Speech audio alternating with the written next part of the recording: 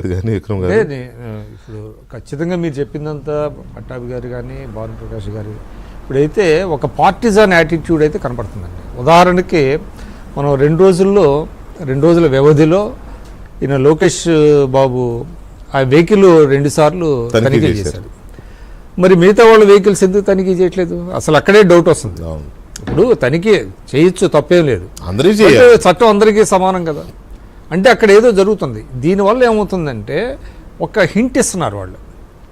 అంటే Telugu Desam other than YSRCP నాయకుల్ని మీరు చేయండి అనేది ఒక ఇన్స్ట్రక్షన్స్ ఏమైనా వచ్చినాయి అనేటువంటిది తెలుసు. పోలీస్ హైయర్ ఆఫీషియల్స్ నుంచి వస్తుంది. దానివల్ల ఏమవుతుందంటే ఈ అధికార పార్టీ వాళ్ళు ఎంబోల్డెన్ అవుతారు. అంటే మనం ఏం చేసినా we can get off, take it for granted అన్నట్టు. అంటే మనం ఏది చేసినా కూడా ఏం పర్వాలేదు అనేటువంటి ఒక సందేశం కనుక వెళ్తే అది చాలా డేంజరస్.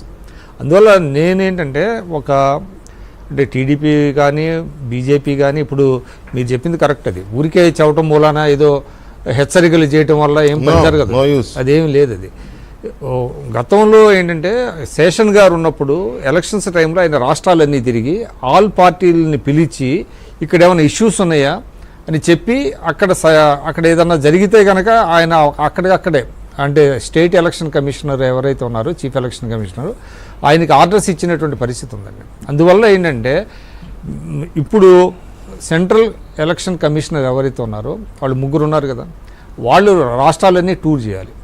ఎక్కడైతే ప్రాబ్లమాటిక్గా ఉన్నాయో వాళ్ళు ఆల్రెడీ ఏదో కొన్ని జిల్లాలు చేశారు.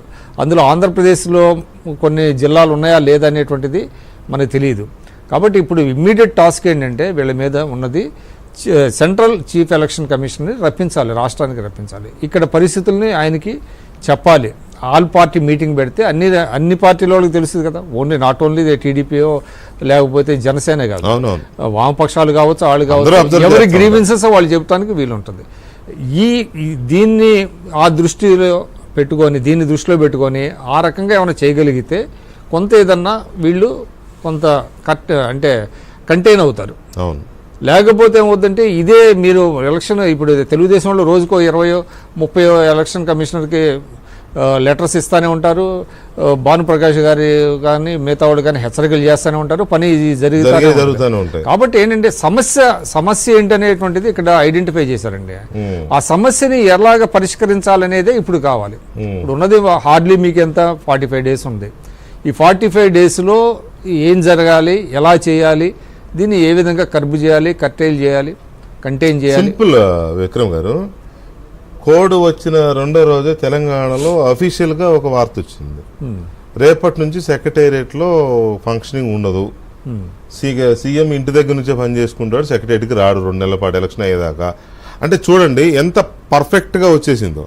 ముఖ్యమంత్రి సెక్రటేరియట్కి రాడు, మంత్రులు సెక్రటరీకి రారు, ఇళ్ల దగ్గర నుంచి చేసుకోవాల్సింది 2 నెలలు అనగానే ఆయన కూడా గాంధీ భవన్ ఇల్లు పెట్టుకున్నాడు.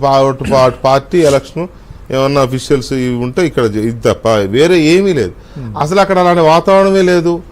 హాయిగా వాళ్ళ ఆఫీసు నుంచే ఫంక్షన్ చేస్తున్నారు సలహాదారులు, వీళ్ళంతా చూస్తున్నారు కదా. సో ఈ కాంట్రాస్ట్ చాలా క్లియర్ కనబడుతుంది.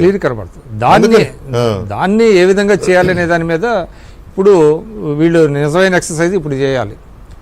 లేకపోతే ఏమవుతుందంటే డ్యామేజ్ జరుగుతూనే ఉంటుంది. ఇప్పుడు చాలా బ్లాటెంట్గా మీరు అన్నట్టుగా ఆయన లోకేష్ బాబు వెహికల్ తనిఖీ చేస్తున్నారు.